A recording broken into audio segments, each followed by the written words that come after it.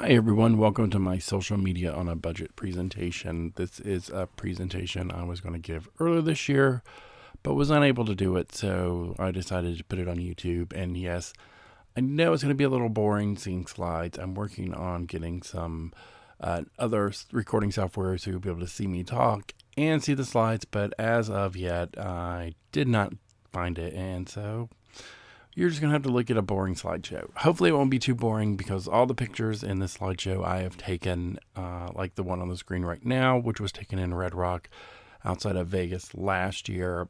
And I used an HDR filter, which I will get into a little bit later.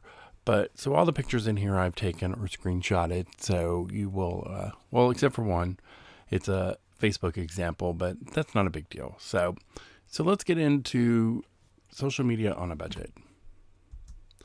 This is me. This is my picture. This is a selfie in the car. Give you a little bit of my background if you're not familiar with me. I have a BA in marketing from Georgia State University. I started my career in traditional media back in 2006.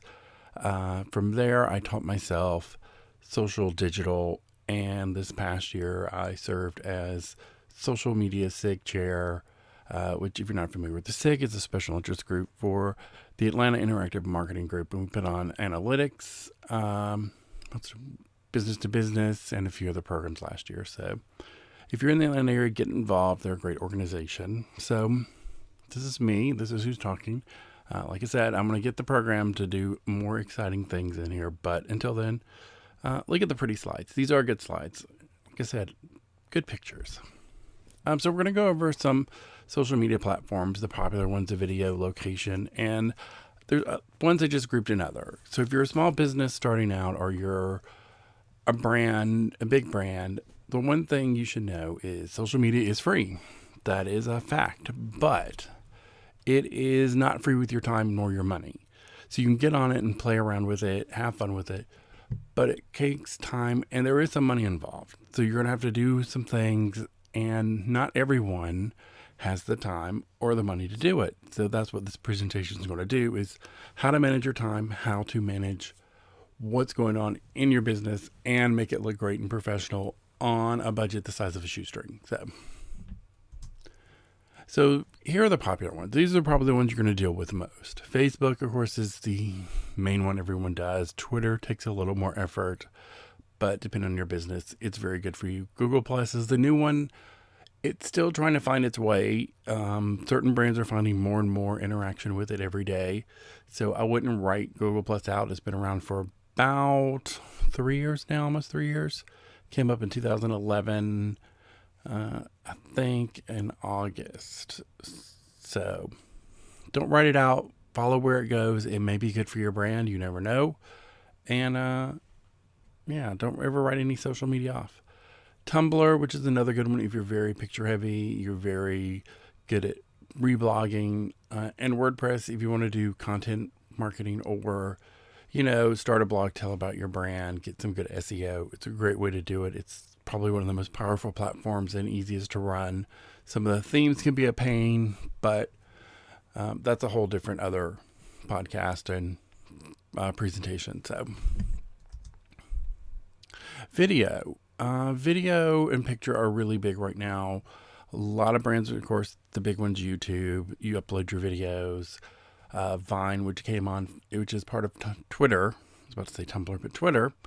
It is, you can do short 6-second videos. And I hear you saying, well, you can't do a lot in 6 seconds, but you can. So each month, more and more brands are embracing this, and you can do really cool things in 6 seconds, which I didn't think was possible either. Sort of a competitor that's been around for a while is Instagram.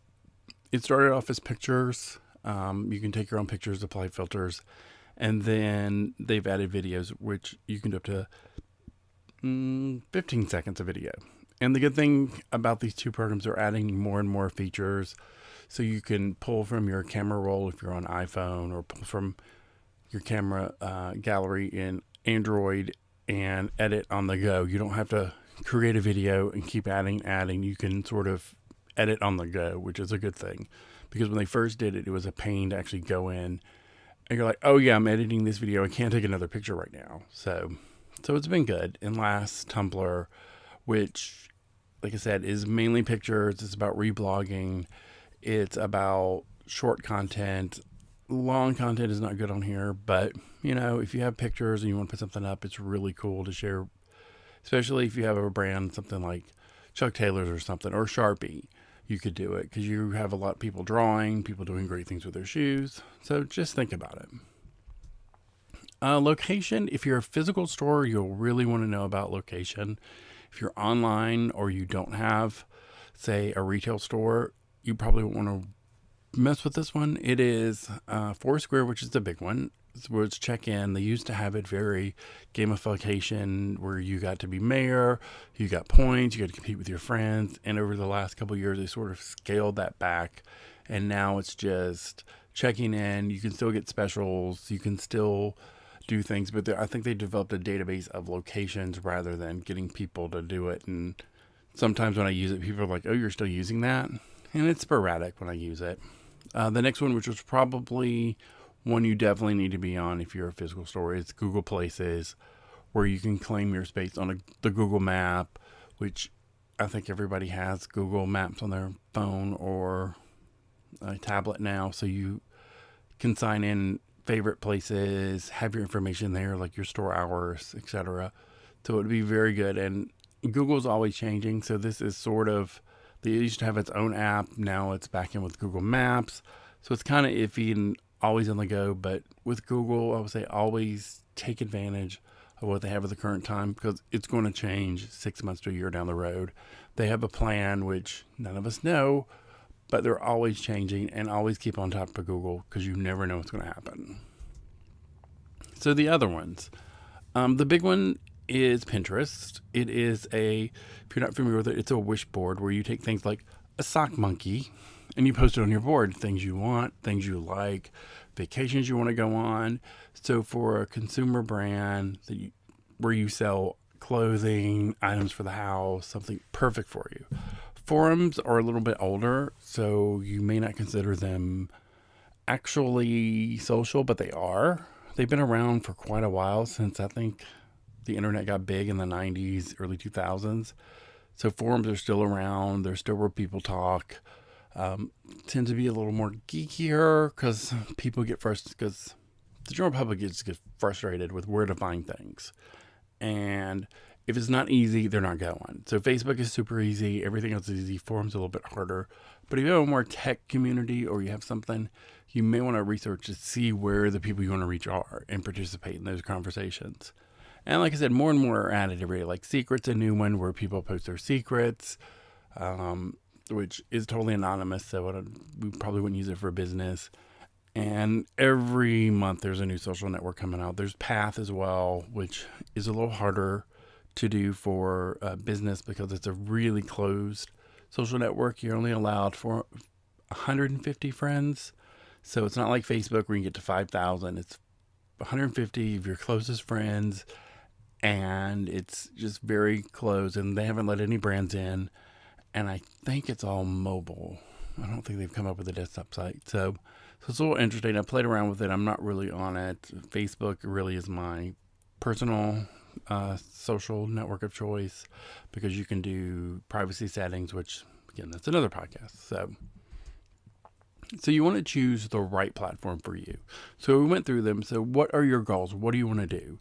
If you don't have a lot of time, I would automatically rule out Twitter, because Twitter takes the most time of any of them. You have to be on top of Twitter. You have to respond to people on Twitter. You have to do it. So find one that works for you. Create a Facebook page, create a Google Plus page, or maybe if you really do a lot of pictures, you have a retail store, maybe do an Instagram that gets people talking. So we got to figure out your goals, what you want to do too. So if you want exposure, or you want brand exposure, I would definitely go with Facebook.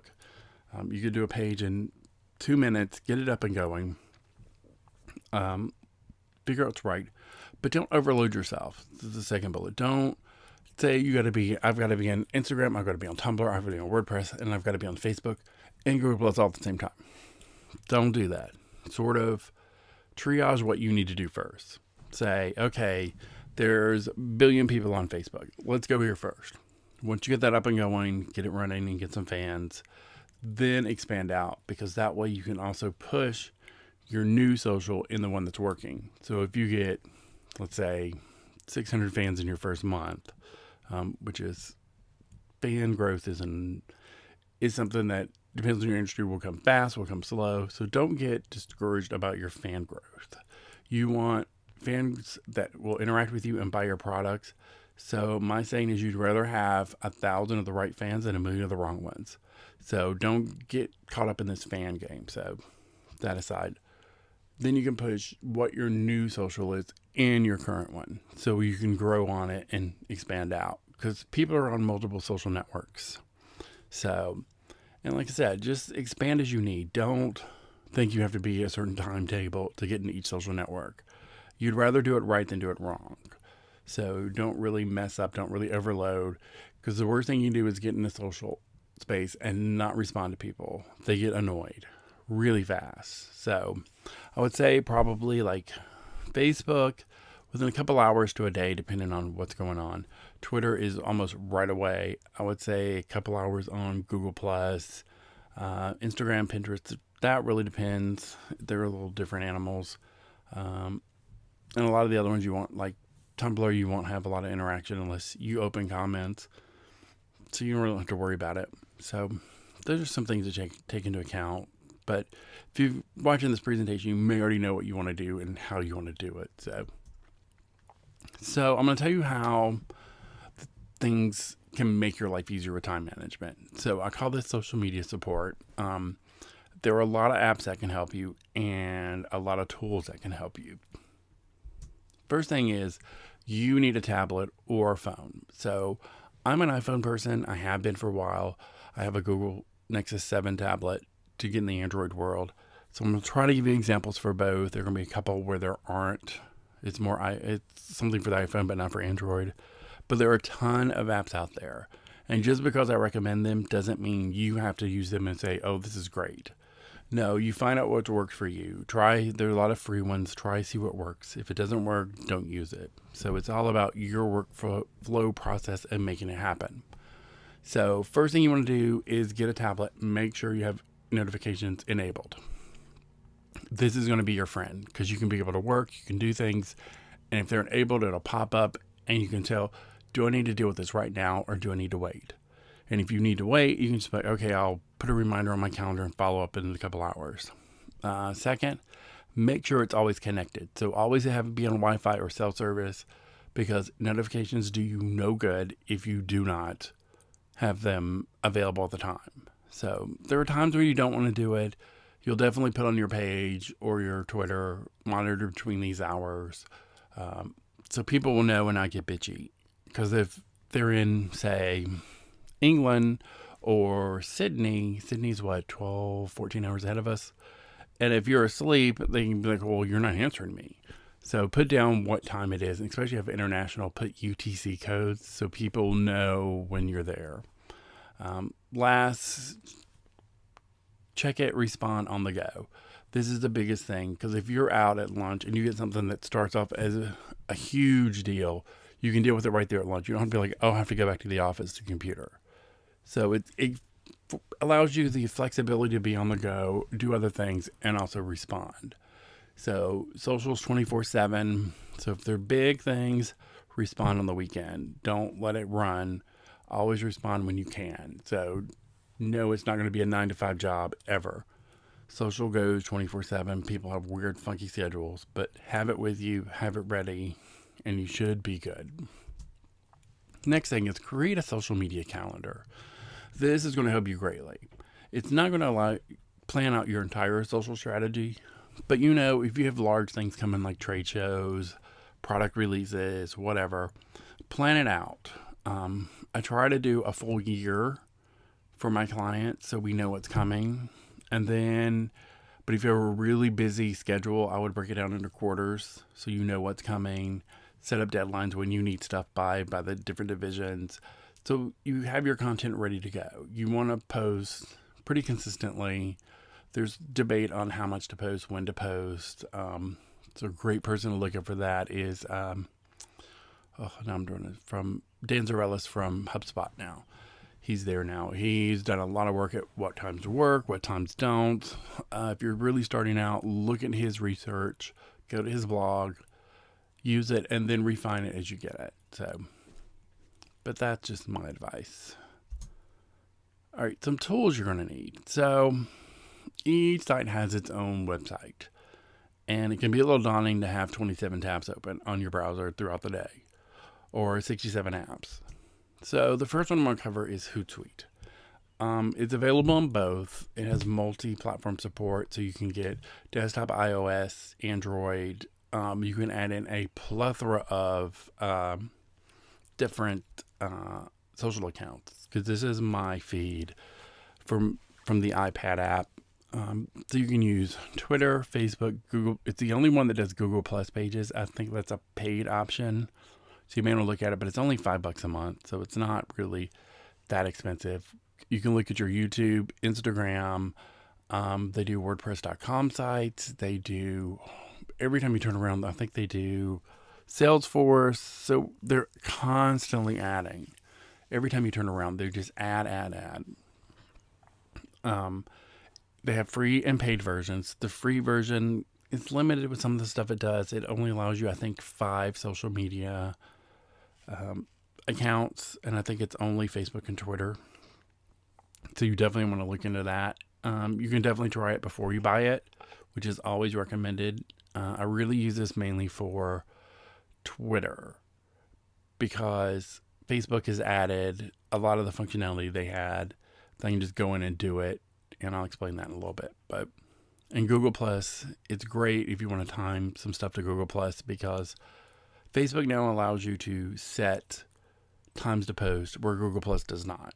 So if you want something to post at a specific time on Google Plus, you'll need to go through Hootsuite. So that's the only downside that I really have to Google Plus. So, and you can schedule posts on your Twitter. Everything on here is simple interface, really easy to work with on multiple platforms. So you can check it on the go. It's like, oh, is this going up? And you can look, or did it post? So really cool. Facebook Pages app is probably one of the most important things you'll need on the go with Facebook. It's available on both iOS and Android. You can manage stuff on the go. You can change your cover photos. You can now, they just released an update the other day where you can do more. So they're constantly refining this tool. So you can respond to comments, get notifications, get really quick overviews from the inside. You can't get anything really in depth, but if your fan count and a couple other things is not bad. This is the page from, I think this is mine, Marketing Elements page. I don't think it's from the app, but it's very simple. It's very much like the Facebook app. So it'll be intuitive, but it's a separate app. If you need to do anything with pages, you definitely need this, because if you go in the Facebook app, it'll say download our Facebook Pages app. So it'll push notifications to you. It's gotten kind of wonky lately where it'll say you have 5 notifications. And I'm like, well, what are those 5 notifications? So I really wanted to just post what I need to know. So I think after a while it saves up. If you didn't respond, it'll push you like, hey, you have 5 notifications. We already sent them to you. So it's really cool. Make sure you enable notifications on this one, because nothing worse than having a notification and go, oops, sorry, you didn't get it because it was off. Pinterest has an app, so it's on both iOS and Android. It's my favorite way to use Pinterest because I can do it on the go instead of having to bring up the computer, pin it. There's some other tools for Pinterest. I'll go into another podcast if you really are big on Pinterest. But you can do all the basics on here. You can upload pins, you can pin stuff. It'll bring up a different browser. You can pin, you can upload, repin, everything. Pinterest is still kind of a mystery to me. So there are people who love it, I know, and me who's kind of, I get why you love it, but I don't get how I'm using it. So, but it's really good for certain businesses. So this is my personal page. You can tell I haven't done too much with it, but you go with the ones you love. So the Twitter app's another great app. It has functions that none of the other Twitter clients have, because they're trying to move back to just them. So you get like the in-picture news feed. You can manage multiple accounts. You can have all the latest, greatest updates from Twitter, like conversations where you have the blue line. It's easier to discover people in here because it has a Discover tab. So you'll definitely want to look at it. I would have both on your phone, because if you go look at certain things, like in Hootsuite, if they have a protected account and you're following them, you can't see it in Hootsuite, but you can see it in Twitter. So there's times when you may need both. So, and they don't take up much space on your phone, so why not have both? Google Plus has an app. It's on, of course, it's on both. It's bigger, has more integration on Android. They don't really have an app for Pages yet. You have to. Here's the wonky thing. You have to log out of your Google Plus app, and when you log in, you have to go into a page. And then to get back to your personal, you have to log out again and go back into your personal, which is kind of crazy. The one thing they're doing really well is they are doing a lot with images. So you can upload full res images. You can have the auto awesome and editing, which their version of editing. You can do different effects, HDR, sparkle. At Christmas they had snow coming down on stuff. April Fools, they did the David Hasselhoff in your pictures. I'm not sure they did it for Pages, but they did it for personal. The only downside, like I said, is there's no scheduling currently. So when you want things to go up, you just got to push it. So push it then, and there's no APIs for many third-party apps. Like I said, Hootsuite's the only one I know at an affordable price range. So you may want to look at Hootsuite if you're doing a lot with Google Plus. But it's still growing. It's still kind of Some desktop programs to check out. I believe they're on both. Is TweetDeck, which is enable you to enable Twitter feeds. So if you want to embed Twitter feeds. So if you have a conversation or a Twitter chat with a certain thing and you want to embed it in your website, TweetDeck allows you to copy the code and put it on your site. You can do it with tweets now you can embed tweets pretty easy if you click embed. But this allows you to have a whole conversation and people can scroll through and read it. The Twitter desktop app, which was, I don't know if this is on Windows, but I know it's on Mac. It allows you to do stuff. Not bad. I mean, if you want it, cool. If not, go through the web interface. Twitter feed is a really cool thing. If you do a lot of blogging or something along that lines, and you want to push it to your other social platforms, which I've found, if you blog and want to push new posts to your Twitter, the best way to do this is Twitter feed. I've had some of the plugins of WordPress go wrong, not post, break down. So Twitter feed allows you to go in. You can promote to Facebook, LinkedIn page, Facebook page, Twitter, everything. So anything you want to go to, you can push it in there. So you may want to look at it. It is free, I believe, because the one account I have is free. So check it out if you need to cross promote. Don't overdo it. So I would say post more to Twitter than Facebook. Try not to jam your Facebook full, because people get annoyed with that and will hide you. But really push it to Twitter. You can really do a lot more with Twitter than you can with Facebook. People don't get annoyed because they don't see it. Because if you miss it, it's gone on Twitter, and you can post a whole lot more. Facebook, don't do it. Don't do it. Time management. So like I said, social is free, but your time is not. So one thing that is really sort of controversial in the world of social media is, should you automate? Well, working with small businesses mainly, automation is your friend. So what I recommend is you come in, for instance, my Twitter. If you look at it, I have a lot of links throughout the day. I don't have time to sit there all day. And here's a post. I want to post it now. I go through in the morning, read my blogs, set them to post. So this is what you can do with your content on Facebook, on Twitter. Go through, figure out what you want. You can do it that morning, that week. Sit down on a Monday, map out everything and post it. And you can always change it later. So don't worry that you have it set up to go, it's going to go. No, if you have something you need to move or do something, you can easily move it. So as long as it hasn't posted, you're good. But some people say, no, you should do it each day. You should do it right when you do it. But if you're a small business or someone in an organization where you have 6 other jobs and social is one of them, remembering to post something at 2 o'clock on a Tuesday is not so easy. You may be busy. You may have a meeting come up. So automation is I think it's quite reasonable to do, but use your notifications. Be on top of when people post, on top of our comment. Be on top of that. You have to be on top of that. You can't just post and go, oops, out. So be on top of it. Know when people are saying things. Go in and go in and do things. But don't just use it as, oh, we're just push. No, you got to interact. You got to do things. So don't just use it just to be crazy. So like I said, automation. Here is the automation in the actual, I think it's the iPhone app. So you can schedule them in the morning. Here's how you do it on Facebook. This is a Facebook Pages app. You can scroll through the date, the time, AM, PM. It's down to the minute.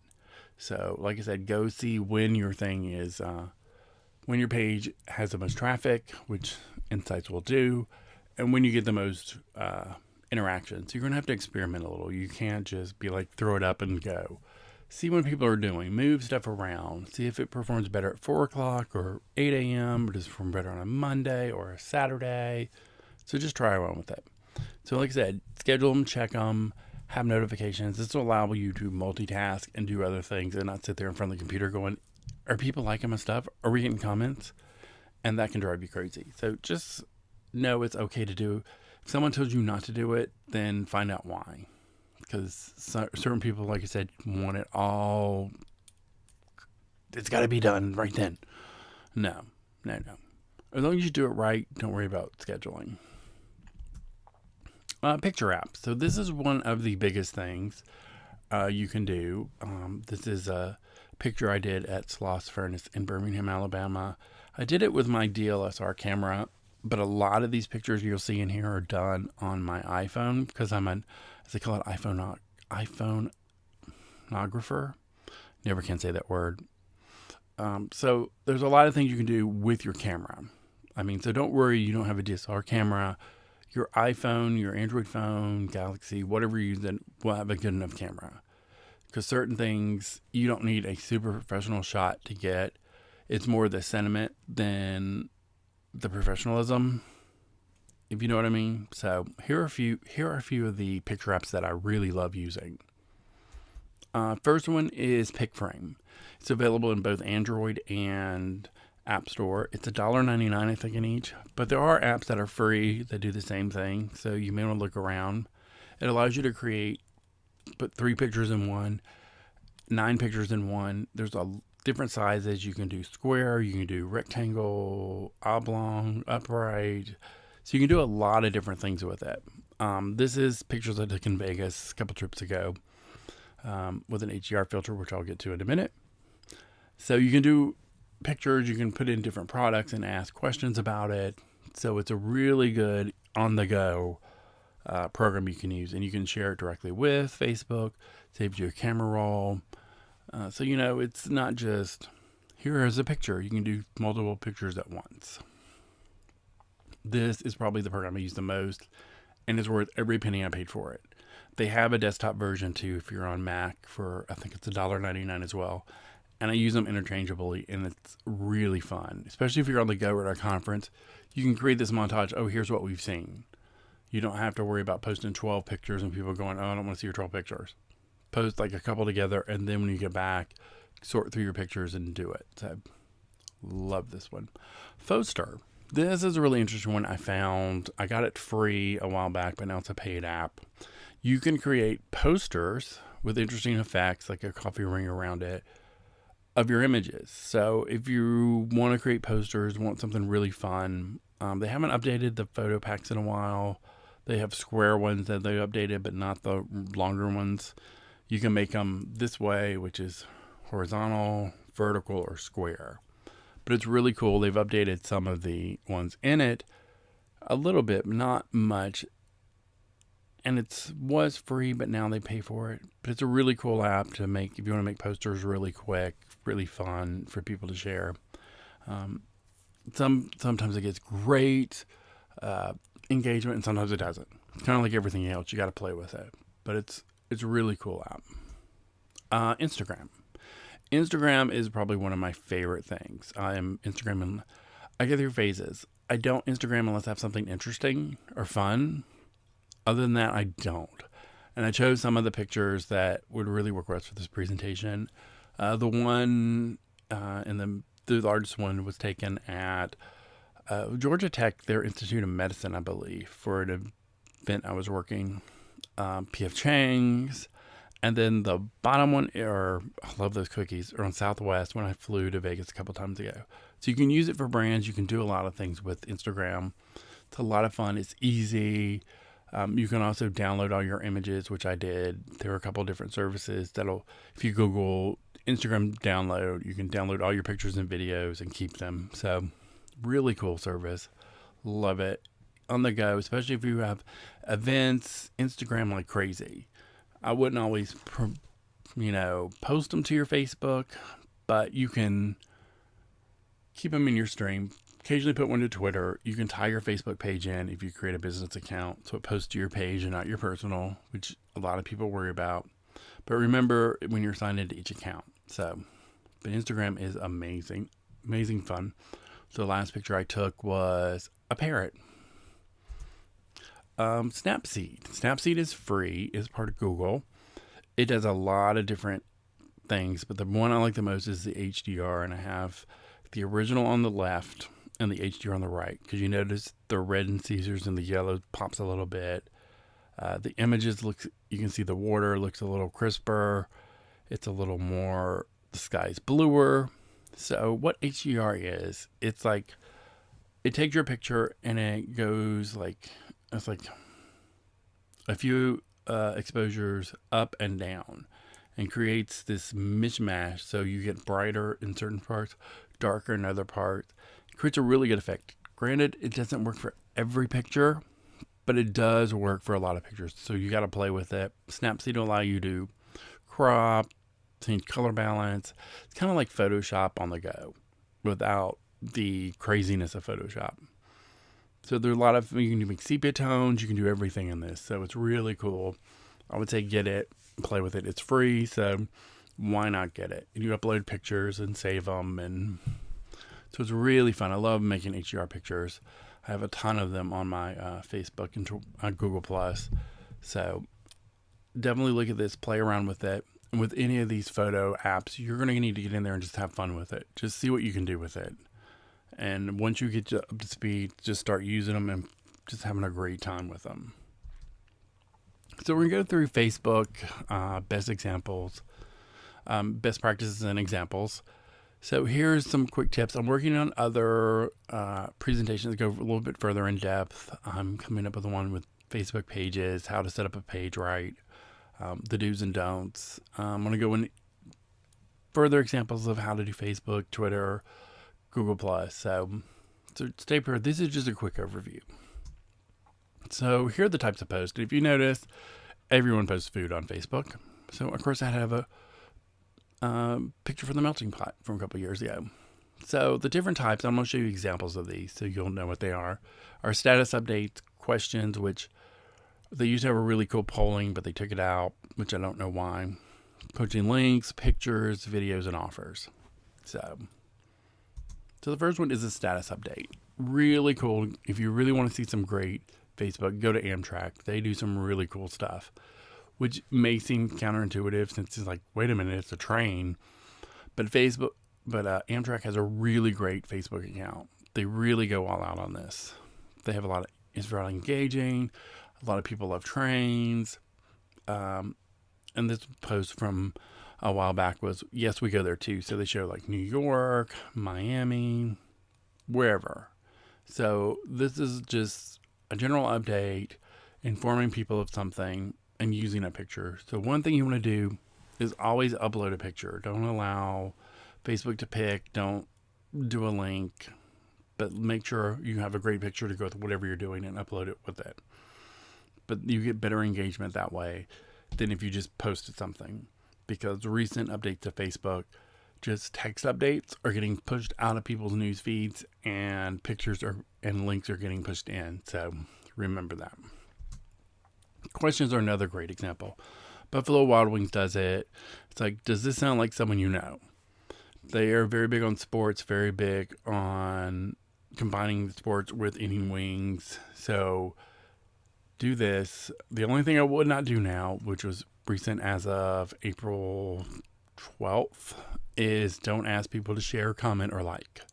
That's being considered spammy. So this was taken long before that. So they're pretty good at being on what's top of it. So include a question.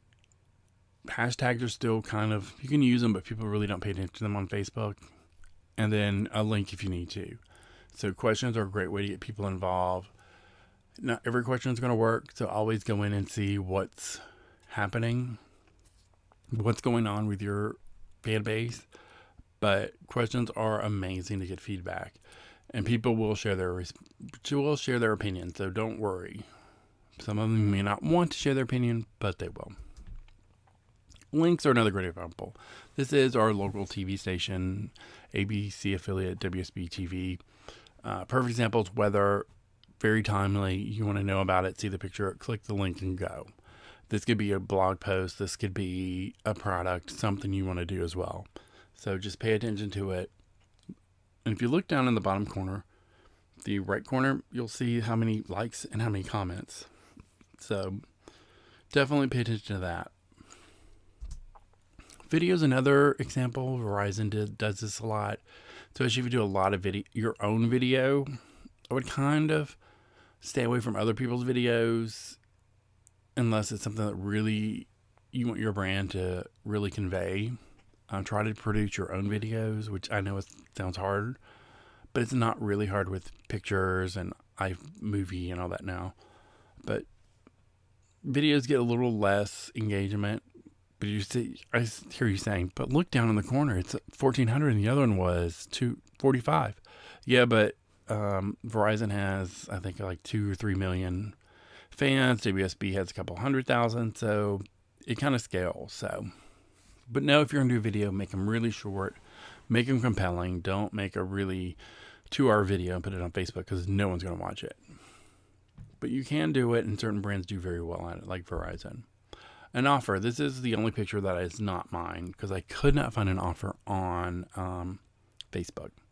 And they've changed it since this screenshot was taken. You notice when you do an update down there, it'll say, I can't read that first one, photo, video, status. Okay.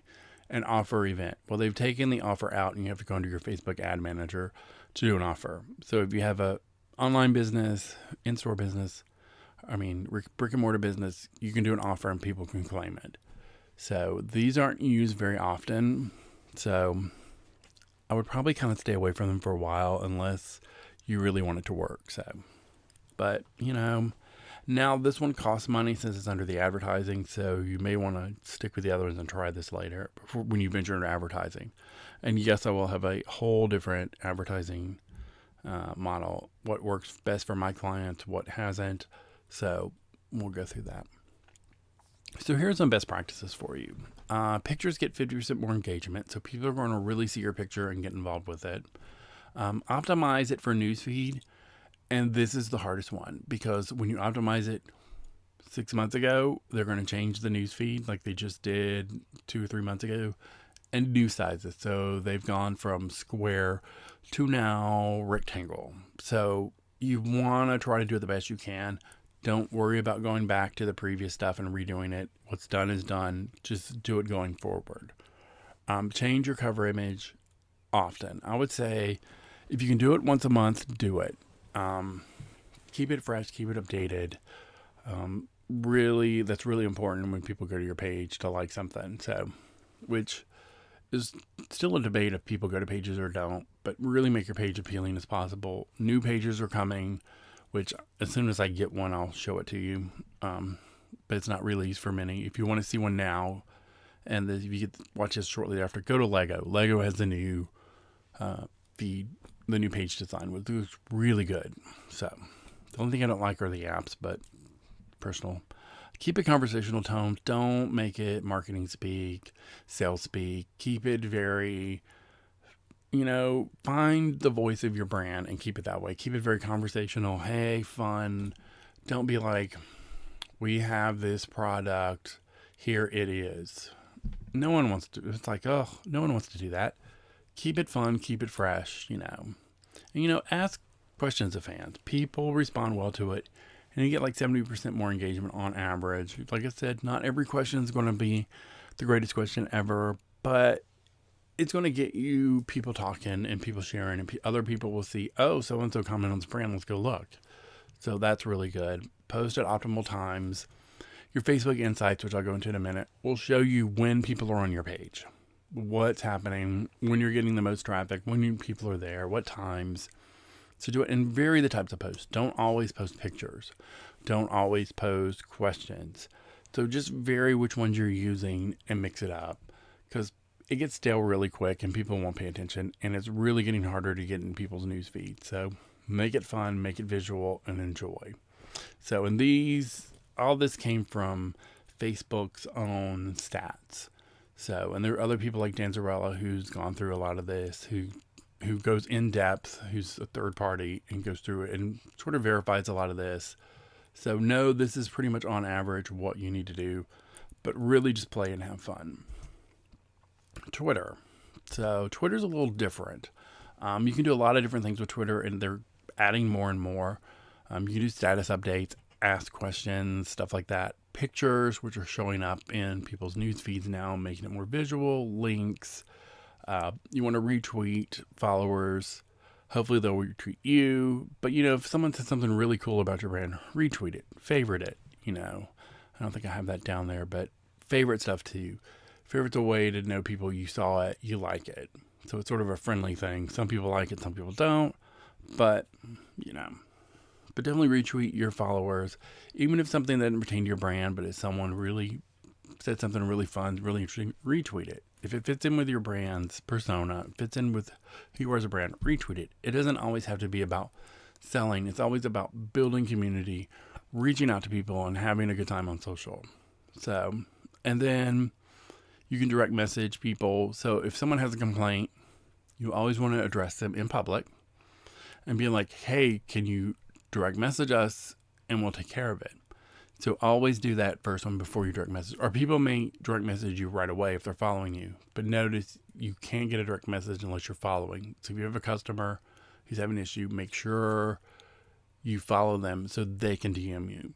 Because they'll get pissy if you don't. Trust me, I know. I've made that mistake before. So make sure you do it. It's a great way to contact. Hashtags are really big on Facebook. So create a hashtag for your brand.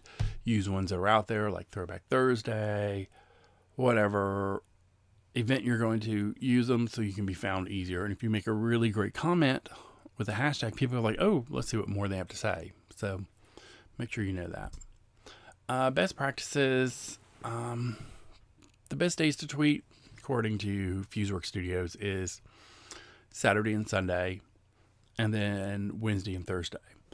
The optimal times are from 8 a.m. to 7 p.m. Get 30% more engagement. But again, depends on where you are, what you're doing. Tweets under 100 characters get 17% more engagement. So keep it short. And that's too because to allow people to retweet, you need to leave space. Now, granted, Twitter's changing a lot of this. They had a lot of new things come open lately, like adding people to tweets. So you can have 10 people. I think it's up to 10 people now, 8 people. And it won't take up your space. The picture won't take up, you got multiple pictures. But that's all right. But make sure you keep it under so people can retweet it. Because if they go in to retweet it and it's like that little negative red number, people are going to be like, oh, I got to shorten this. No thanks. Tweets with hashtags get 21% more engagement. Because you kind of know what you're talking about. When asked to retweet, ask people to retweet, gets more retweets, 12 times more than not spelling it out, people to retweet. So it's kind of begging. This is something that Facebook's really responding. They don't want you to do. So I'm not sure if Twitter's going to follow, but always ask people what you want them to do. but that's just the way it goes. Like I said, this is from Fusework Studios. They did a really good job of putting together what is good on Twitter. Analytics. This is something certain brands love, other brands pay no attention to. Analytics, what you want to measure, what's important. So you got to figure out what's important to you. Are clicks to your sites more important? Are shares more important? Are views, people seeing your posts important? Repins.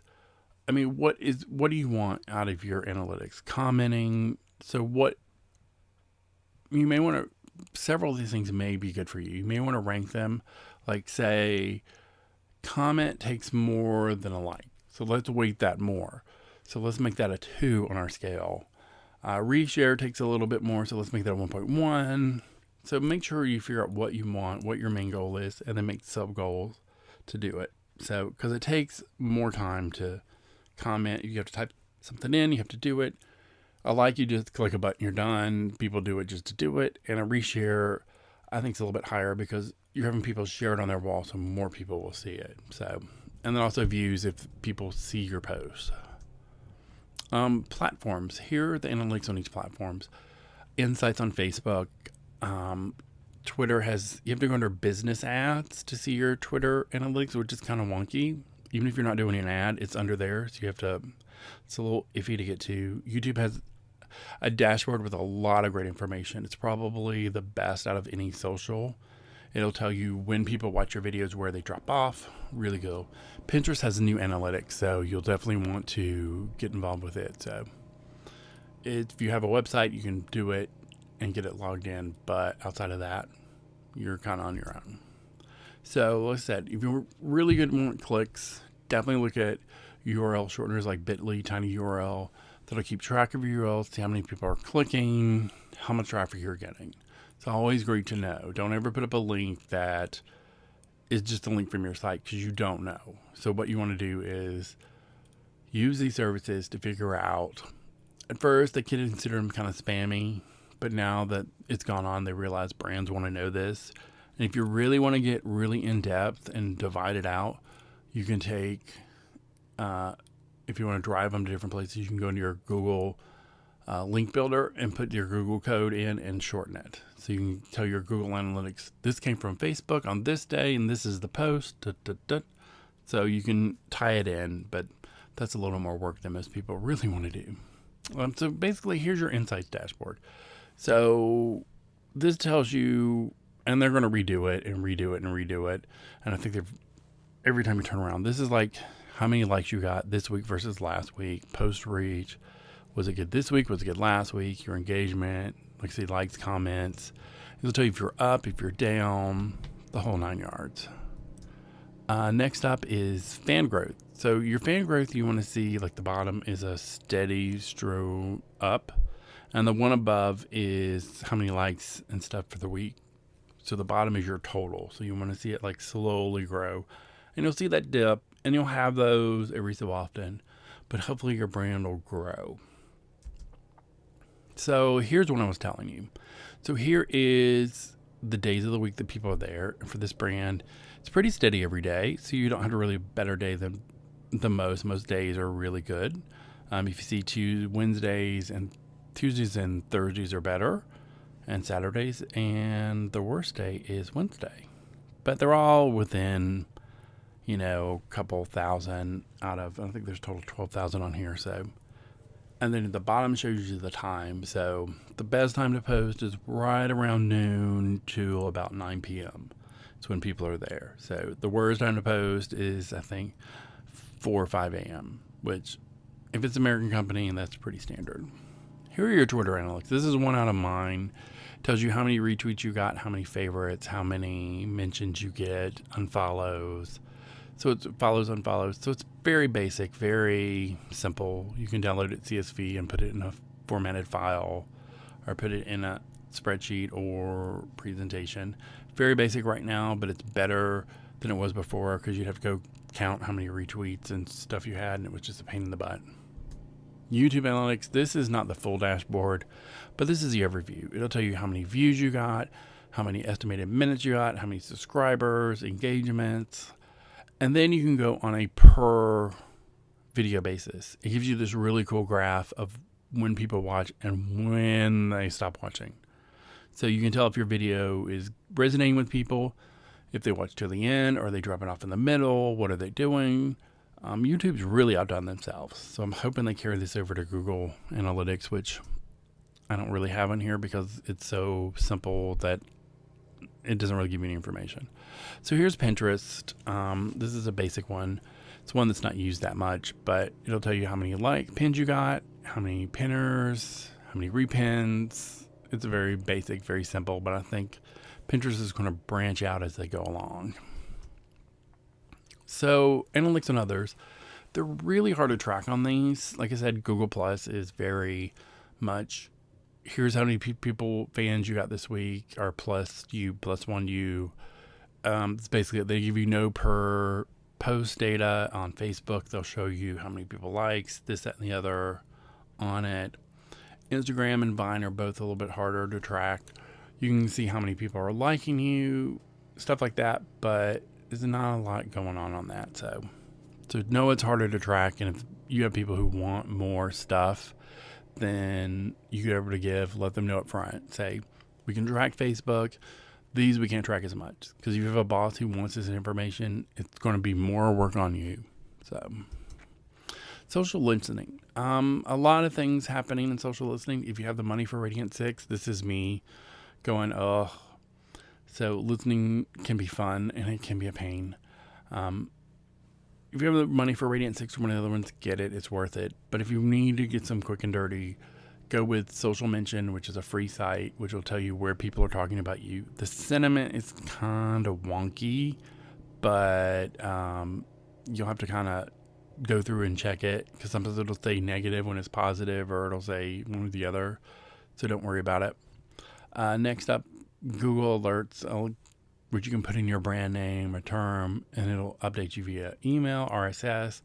And it's always one of those features of Google. Is it going? Is it staying?